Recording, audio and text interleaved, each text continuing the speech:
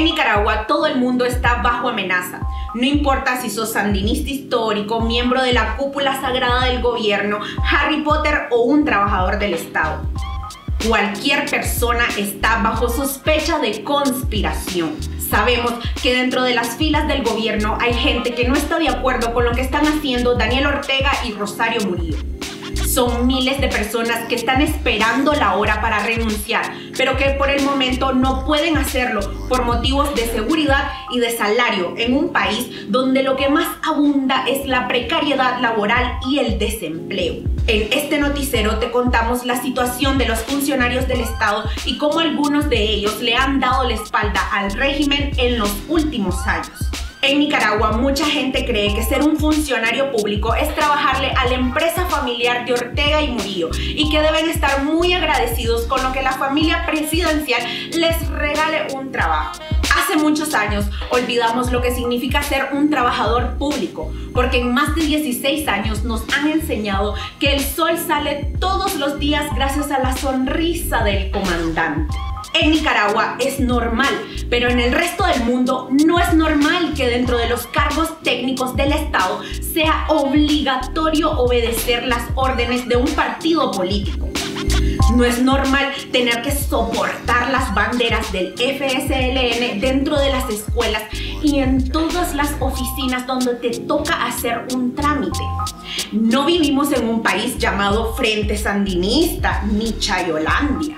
Ahora resulta que ya ni te permiten renovar tu pasaporte sin que alguien del Frente Sandinista le dé el visto bueno. Los hospitales públicos son el peor ejemplo de ese mundo paralelo en el que vive un país raptado por un partido. Con las protestas del 2018 le negaron la atención a los manifestantes opositores y los dejaron morir.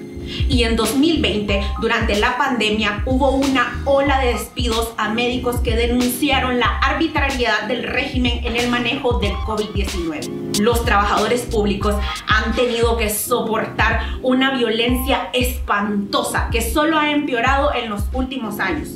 No pueden opinar ni oponerse, porque no solo su trabajo está en riesgo, sino también está en riesgo su seguridad y la de su propia familia.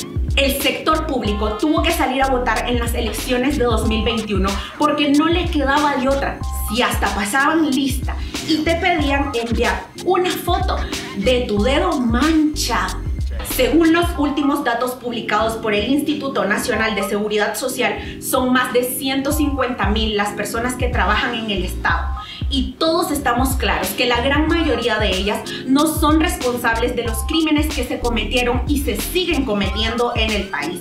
El régimen mantiene bajo amenazas a muchos de estos trabajadores, diciéndoles que si ellos dejan el poder, se va a desatar una cacería en contra de los funcionarios.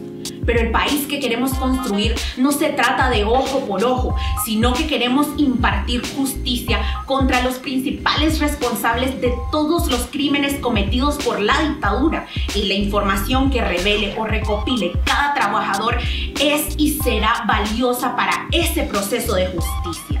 Hasta la fecha, algunos altos cargos ya le han dado la espalda a la dictadura.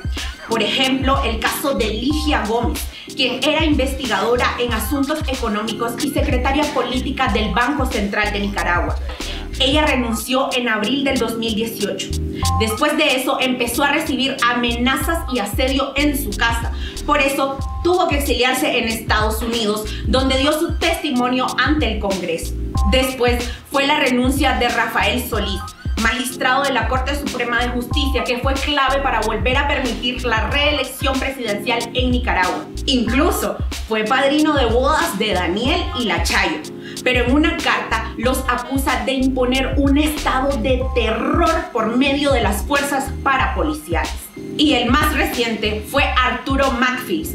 Era embajador de Nicaragua ante la OEA y durante una sesión con el Congreso Permanente denunció el fraude electoral y la terrible situación de los presos y presas políticas. Ahora más que nunca es necesario pensar en lo que viven los trabajadores del Estado en Nicaragua y debemos fomentar no solo que las personas denuncien o filtren información, sino que debemos fomentar también la empatía y el respeto para quienes por distintas razones no pueden dejar sus trabajos. Ojalá algún día podamos tener a esos funcionarios públicos siendo libres para ejercer su vocación y ayudar al pueblo desde instituciones que de verdad funcionen.